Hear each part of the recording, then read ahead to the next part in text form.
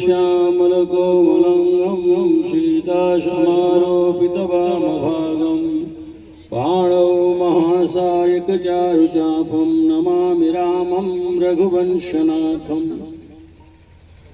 आज भारतवर्ष की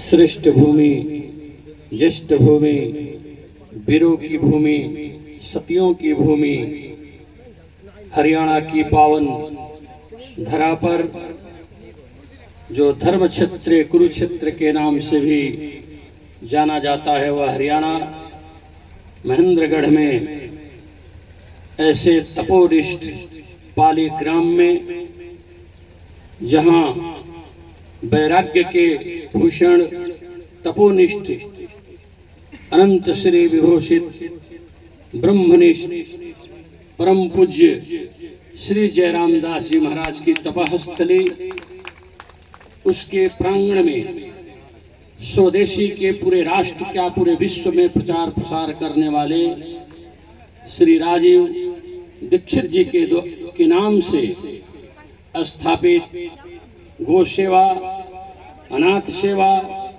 और भारतीय संस्कृति की सेवा के लिए जो यह गुरुकुल की स्थापना हुई, जो भारत माता मंदिर का निर्माण का प्रतीक का एक भूमि पूजन, जो हमारे आचार्य कमलकांत जी जो इसके प्रेरणा स्रोत हैं, हम सभी पूर्व वक्ताओं के द्वारा सुन रहे थे।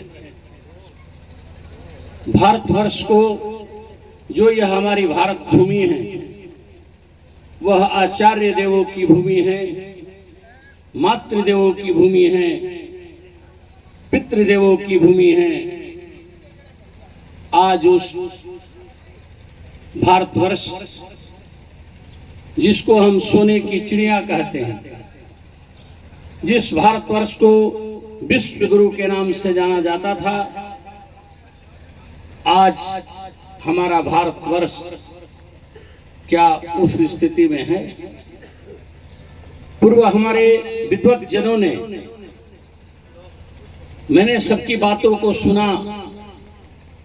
सबसे प्रथम हमारे भारत सनातन परंपराओं को नष्ट करने का जो चक्र चला, जो शिक्षा गुरुकुल को नष्ट किया गया, क्योंकि आज की वर्तमान स्थिति में हमारे बच्चे बहुत बड़े बड़े डिग्रियां तो हासिल किए हैं। जब लोग कहते हैं कि इस भारतवर्ष में बहुत लोग, पूरे देश में हम लोग को घूमने का अवसर प्राप्त, भ्रमण करने का मौका मिलता है, देखते हैं हम लोग। घूमने का उद्देश्य है कि हमारी भारतवर्ष जो बचा है, लोग कहते हैं कि सनातन मिटता नहीं, ये तो सत्य है, लेकिन सनातन सिमटता गया। जो हमारा अफगानिस्तान, कंधार, बांग्लादेश, पाकिस्तान, 1947 में पाकिस्तान अलग हुआ, बांग्लादेश अलग हुआ, क्या वहां पर आज सनातन धर्मावलंबियों की कोई प्रतीक चिन्ह बचा है? मिटा दिया गया। जो लौह कुश की राजधानी लाहौर था, वो सब हमारी सनातन परंपराओं को धीरे धीरे समाप्त कर दिया गया। केवल देश में ही नहीं बटे, संस्कृति ही नहीं बटी, समाप्त नहीं हुई। आज चिंता का विषय है कि भारतवर्ष में सनातन धर्म सिकुड़ता जा रहा है। अभी एक हफ्ता पूर्व मैं पूर्वोत्तर भारत में था, मेघालय, त्रिपुरा, मणिपुर। मैंने देखा कि आज से 32 साल पूर्व जब हमें जाने को मौका प्राप्त था, उस समय जब हम पूर्वोत्तर भारत की यात्रा की थी, तो स्वतंत्र रूप से कहीं भी हवन, पूजन, शंख बजा सकते थे। लेकिन आज ऐसे हमारे राज्य हैं जहां 85% हमारे हिंदू समाप्त हो चुके हैं। 85% हिंदू समाप्त होने का मतलब उस राज्य से सनातन धर्म 85% मिट गया, हमारी संस्कृति मिट गई। केवल मेघालय की बात नहीं मैं कर रहा हूं। आप जब हम लोग जाते थे कन्याकुमारी, रामेश्वरम, दक्षिण की यात्रा में जाते थे तो बहुत सारे आज भी दिव्य और भव्य मंदिर हैं, लेकिन वो मंदिर बचे हैं जो केवल बहुत प्राचीन और बड़े, जहां हमारे उत्तर पूर्व के सनातन धर्मावलंबी हिंदू जाते हैं दर्शन करने के लिए, जिस तरह से रामेश्वर है। लेकिन कन्याकुमारी, वहां पर आपको आश्चर्य होगा कि आज से 15 साल पहले दिल्ली के कोई धनाढ्य सेठ ने हनुमान जी का मंदिर बनाया और उसको तोड़ के समुद्र में ईसाइयों ने फेंक दिया। क्या आप कल्पना करेंगे कि भारत, कहने के लिए कि हम भारतवर्ष में, भारतवर्ष वास्तविक केवल बच्चा है तो केवल हिंदी भाषी क्षेत्रों में आप कुछ भाग बिहार का ले सकते हैं, बिहार का कुछ पूर्वी वो भी समाप्त हो चुका है।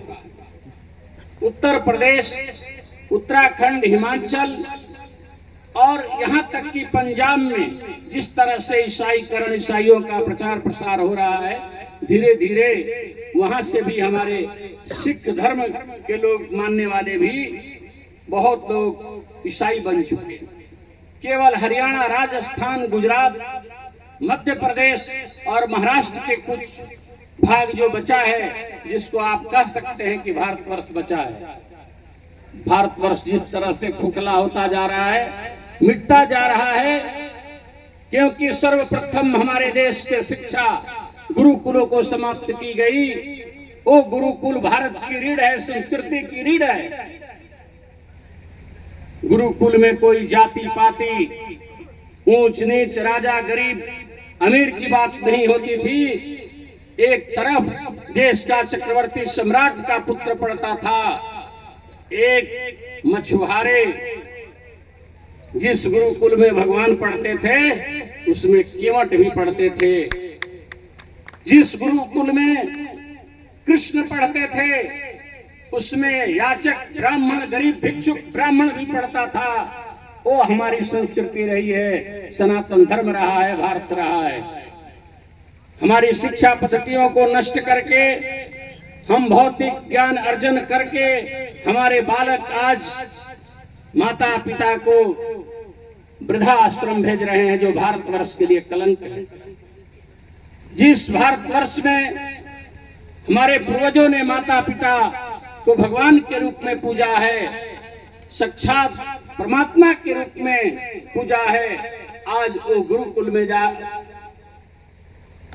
वृद्धाश्रम में जा रहे हैं, हम छोड़ रहे हैं।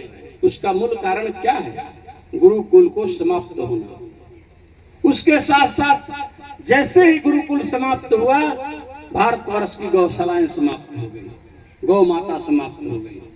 वो गौ माता कि भगवान के, श्री राम के अवतरण के हेतु भी अगर इस धराधाम पर कोई है तो गौ माता है। क्योंकि अगर दिलीप को अगर पुत्र रत्न की प्राप्ति नहीं होती तो क्या भगवान इस धराधाम पर आते? क्या इस धराधाम पर गंगा का अवतरण होता? इसलिए क्या कोई ऐसा सृष्टि में है? भगवान का भी चरणोदक लिया जाता है। क्या लिया जाता है? चरणोदक और चरणामृत कह लीजिए। इस धराधाम पर कोई नहीं है। गुरु का भी चरणोदक लिया जाता है, भगवान का चरणोदक लिया जाता है, लेकिन सृष्टि में ऐसा अगर कोई है जिसके अंदर एक अमृत नहीं, 5 अमृत है, वो है गौ माता। जिसको आप मूत्र समझते हैं, विष्टा समझते हैं, कोई सृष्टि में नजर उठाइए, बता दीजिए कि जिसके मूत्र को पान किया जाता हो, जिसके गोबर को पान किया जाता हो, जिसमें स्वयं लक्ष्मी और गंगा निवास करती हो। घर की दरिद्रता को भी दूर अगर करना है तो गाय के गोबर से घर को लिपिए। बड़े बड़े महलों में हमें घरों में वह शांति प्राप्त नहीं होती है, लेकिन उस समय झोपड़ी कच्चे घरों में जो आपको एक आनंद की अनुभूति और सात्विकता मिलती थी, उसका मूल कारण जानते हैं क्या था? गाय के गोबर के द्वारा लिपी हुई वह भूमि, जो हमें वह ऊर्जा प्राप्त होती थी, वह शांति हमें प्राप्त होती थी। और उसका एक उदाहरण, बाकी सब छोड़ दीजिए, आपके बीच में आचार्य कमलाकांत जी हैं, जो सामने कैंसर एक केवल बीमारी ही नहीं, एक अभी श्राप के रूप में भारतवर्ष में जिस तरह से पैर पसार रहा है, केवल एक व्यक्ति नष्ट नहीं होता है, पूरा परिवार उस पीड़ा से पीड़ित होता है, अड़ोसी पड़ोसी पीड़ित होते हैं। उस बीमारी को भी शमन करने का उदाहरण आप लोग के बीच में आचार्य कमलाकांत जी हैं, और बैठे हुए जो हमारे कैंसर योद्धा हैं, जो उभर करके आकर के हम सबके बीच में, जो कैंसर के नाम से लोग भयभीत हो जाते हैं, नाम सुन करके भयभीत हो जाते हैं, इन लोगों को देख करके स्वस्थ लोगों के भी मन में ये भाव प्रकट होगा कि कैंसर कोई बहुत बड़ी बीमारी नहीं है, क्योंकि उदाहरण दे रहे हैं हम लोग के सामने। वह कौन कृपा है? गौ माता की कृपा है। और इस धराधाम पर आने के बाद भगवान के जो हरि अनंत हरि कथा अनंता, भगवान के कोई अवतार की गिनती नहीं है, लेकिन प्रधान जो 24 अवतार भगवान का कहा जाता है, उस 24 अवतार में 2 अवतार भगवान राम का और कृष्ण का, क्योंकि एक प्रोटोकॉल लग जाता है। आज के वर्तमान अधिकारियों को देख लीजिए कि चाह करके भी प्रधानमंत्री चाहे तो स्वतंत्र नहीं है, राष्ट्रपति स्वतंत्र नहीं है, मुख्यमंत्री स्वतंत्र नहीं है, एक प्रोटोकॉल लग जाता है। उस समय भगवान राम के मन में भी एक पीड़ा हुई होगी कि मैं एक चक्रवर्ती सम्राट दशरथ के यहाँ उत्पन्न होकर के हमें गाय की सेवा करने के लिए नहीं मिली। पूर्ण रूप से भगवान गाय की सेवा नहीं कर पाए, वो पीड़ा रही होगी। तो भगवान कृष्णा अवतार में, और भगवान अवतार तो लेते हैं, कारागार में प्रकट होते हैं, लेकिन वो देवकी के यहाँ नहीं, इसके यहाँ रहते हैं जिसके पास 9 लाख गायें नंद बाबा के यहाँ पालन पोषण होता है। और नंगे पैर गौ माता की भगवान मानव मात्र को संदेश देते हैं कि गौ माँ है, और वो माँ है कि एक माँ बच्चे को जन्म देती है, 2 से 3 साल तक दूध पिलाती है, लेकिन पूरे जीवन को सर्वांग अगर पोषण करने वाली इस धराधाम पर कोई है तो वह गौ माता है। और वो गौ माता हमारे जन्म और मृत्यु से जुड़ी हुई है।